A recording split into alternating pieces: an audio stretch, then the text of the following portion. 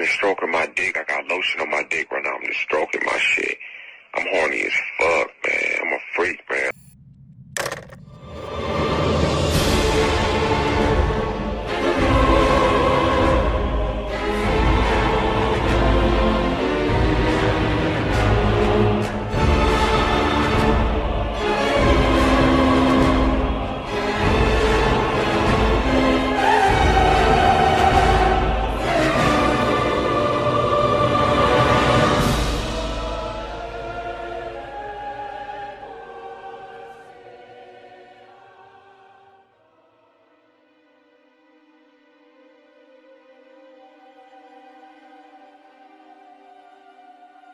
Welcome, I'm Happy Glorious. It's been over 5 months since the release of the Resident Evil game ranking video, where we ranked most, if not all, the mainline entries in the Resident Evil series from worst to best, with a few side games in between. One of the games that I honestly struggled with was Resident Evil Village, as it was one of the hardest reviews I've ever done. So of course, it's only natural that I find myself back in the dark, cold meat pits of the village. All thanks to the Winter's Expansion Pack, a DLC pack that adds a whole host of bullshit which I will now discuss. So let's waste no time. Let's explore the village one more time and discover why the Duke is so fucking evil. Why is he evil now? What's going on? But before we get to the main horse, I must eat other animals, such as the new third-person mode. When you start up the game, you can now choose between third or first-person mode. And honestly, I don't really know why the devs decided to put a third-person option into this game. While I did poke fun at the change in my Resident Evil 7 review, jokingly saying that the devs pulled an Outlast mode since all other popular horror games were doing first-person at the time, I still genuinely liked the change. I thought it helped further evolve the series while still keeping to its very core values, that being survival horror. It made everything smaller and more tense, and just more fucking terrifying. Like, holy shit, get away from me, dude, get out, oh my god!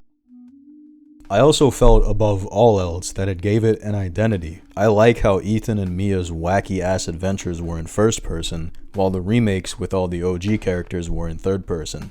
It gave it more meaning to the anthology-type feel that Capcom was going for with these games. But, nope, fuck all that. This game is now third person now, and all games going forward are third person. I guess it kinda makes sense in hindsight, considering that Resident Evil 7 was a little more horror oriented while Village was more action, so I get why they would make third person, but man, I really thought that first person made these new games stand out a lot more. But whatever, it is what it is. At the end of the day, it's their company, Capcom can do whatever the fuck they want. As far as other modes go, Mercenaries mode also got an additional update titled Additional Orders. And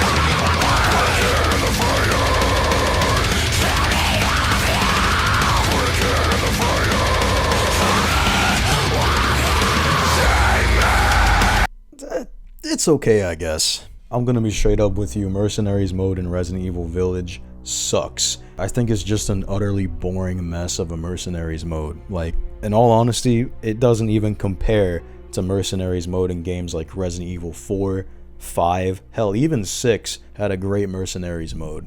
Like, I'm sure unlocking Lady Dimitrescu and Heisenberg are cool, and I'm sure they're great characters to play with for like the first hour, but after a while it's probably just gonna get boring and repetitive, and yeah, it's not that interesting to me. Maybe it is to some people, but not me, I'm sorry. But that's not what you came here for, is it? No, you came to see a clown review a DLC. So let's waste no more time. I must get out soon. Help. Help.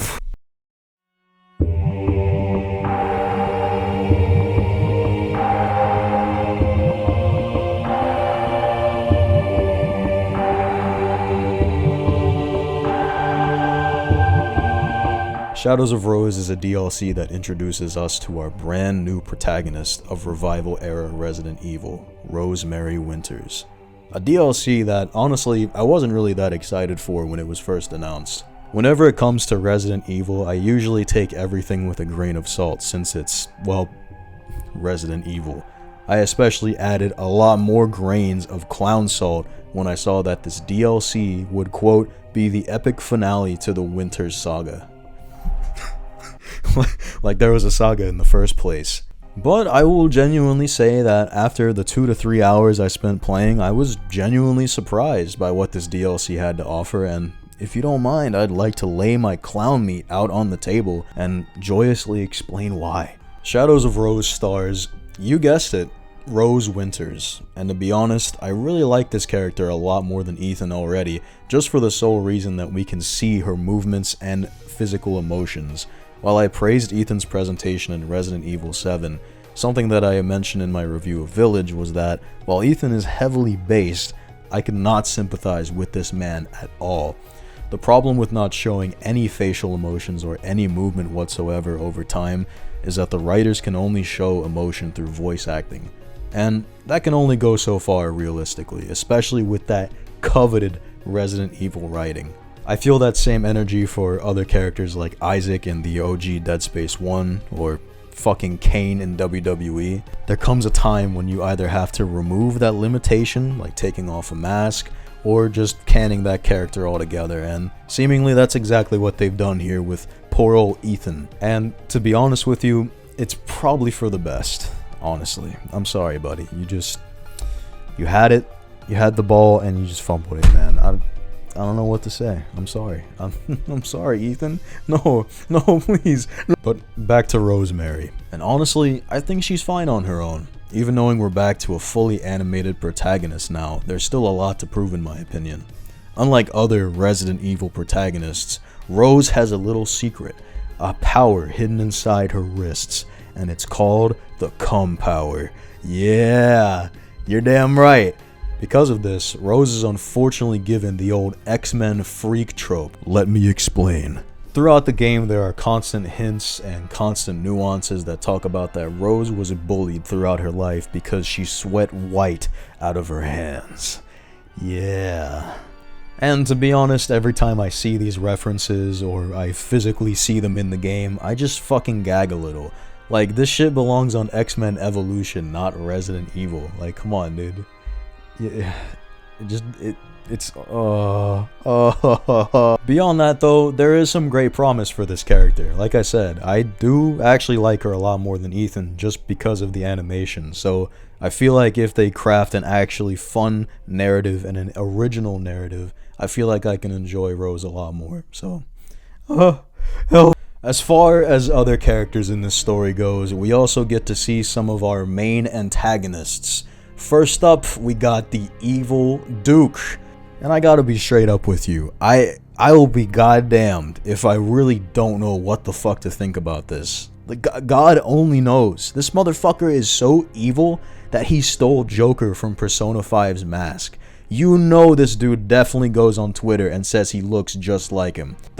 That's the true evil right there, but oh my god. But as far as other antagonists in this story goes, we also get to see that girl from Resident Evil 7 again. I forgot her name. And much like you'd expect from the other game, she also bitches and cries and moans about not being loved for 10 to 15 minutes before finally being eradicated. Oh, the best day ever. But seriously, get her away. She needs to go away permanently. I hope this is the end of her. If she comes back in Resident Evil 9, everybody dies. Straight up. No humans will survive, only clowns.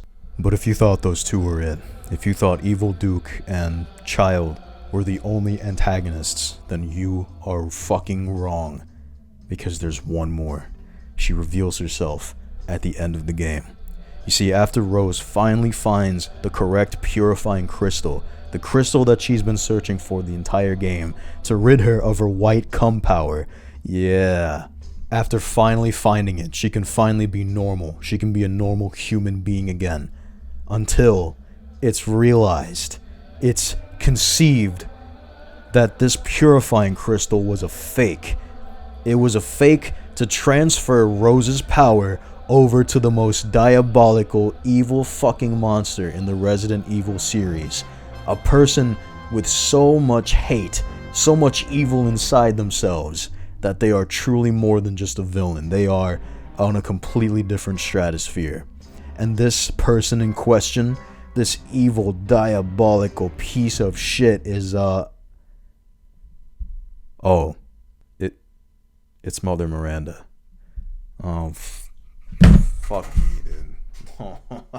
Yep, that's right. One of the most boring and predictable villains in Resident Evil history makes a return, and God, what a horrible character. If you thought Mother Miranda was boring in Resident Evil Village, you just wait till you play this damn DLC. There is absolutely no fear, no terror when I see this bitch. For Thragorius Clycon's sake, she's not even bad. She nothing. No qualities. There is no value to her at all. She is pure cannon fodder for Rose. But I digress. Fuck her. Going off of characters as far as the main story goes, it's a typical Resident Evil tale, one involving strange bullshit happening. If I were to sum up the Shadows of Rose story, it would be strange girl with cum powers. Yeah. Jumps into a jar and finds some crazy stuff. Then turns into a fighting game character and uses Spirit Bomb. Or something like that. I don't know. I give up.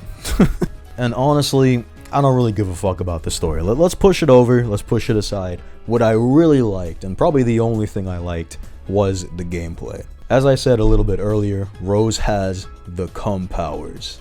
Yeah. Which basically works as a stunning mechanic. Point your hand, focus, and freeze an enemy. What I like about these powers is that they do a very good job at evolving the cum power over time. Yeah. Like, it starts out small with you being able to just freeze enemies for a short time, get those little bulbs off or whatever. I don't know what's going on. But then over time you start fucking disintegrating monsters with your bare hands. Then you start dodging like Virgil. You summon a fucking spirit bomb. Dude, holy shit, like what is this chick made out of, man? I will genuinely say though, I'm very glad that Capcom is finally attempting to somewhat change the gameplay loop, at least a little bit, and further evolve it. While I definitely enjoy the survival horror / action adventure shit they've been doing for over the past 15 years or so, both have honestly peaked a long time ago. Like, there's no way you're gonna do Resident Evil 4 again. So I can appreciate at least a little bit of the evolution with the small change they put in by introducing these new cum powers. Yeah! I like how you have to pick your spots while balancing usage of both your cum balls and bullets. While it's not as tedious like RE0 or as challenging as Resident Evil 1, there were definitely a few spots where I just had no ammo and just had my powers, forcing me to stun enemies and just fucking book it. I love that. For some strange reason though, there are only 2 weapons in this DLC, a pistol and a shotgun. I'm guessing the intention here was to get players to focus a little more on Rose's cum powers. Yeah, and less on guns. Or maybe the devs spent so much time creating the powers that they forgot to add weapons or something. I don't know. Like I said earlier, it definitely freshens things up a little bit and just makes things interesting again, which is great. Sadly though, as far as everything else goes, yeah, it's not that impressive. For example, the level design, besides a few areas like the fuckman boss fight, the opening prison part, and the end boss fight, every area is literally ripped right from the main game. Everywhere like Castle Dimitrescu, the baby house, the village.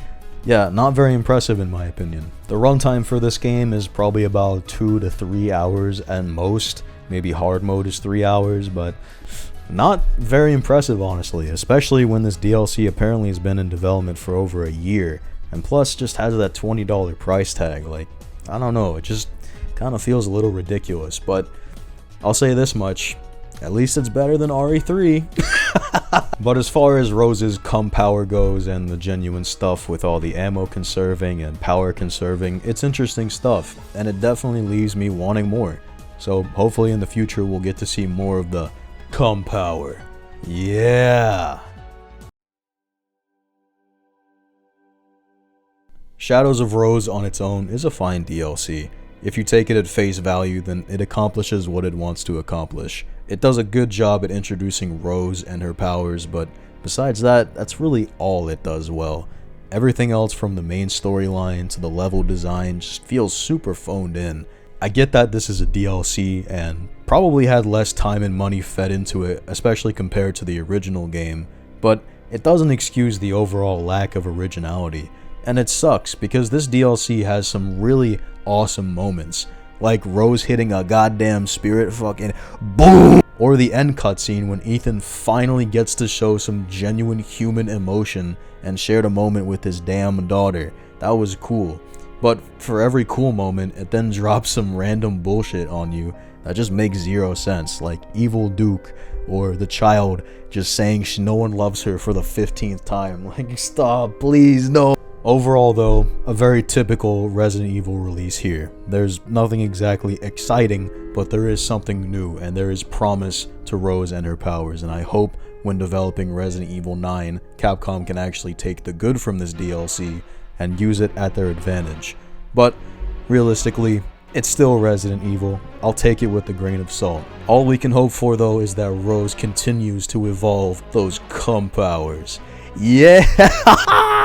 Yeah!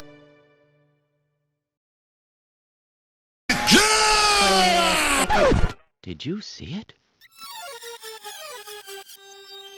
Oh my god. There's no way. A Sith Lord.